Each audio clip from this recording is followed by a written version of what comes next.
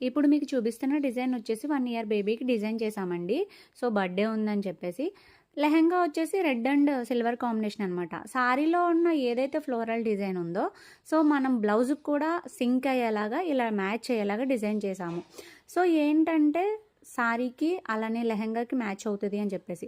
Yoke part అంతా cut work ఇచ్చా అండి. అలానే సిల్వర్ జరీ యూజ్ చేశాను. రెడ్ కలర్ థ్రెడ్ కూడా యూజ్ చేసి ఇలా డిజైన్ చేశాను. సిల్వర్ కలర్ స్టోన్స్ కూడా స్టిక్ చేశానండి. కింద వచ్చేసరికి ఒక పెద్ద బంచ్ ఇచ్చాననమాట.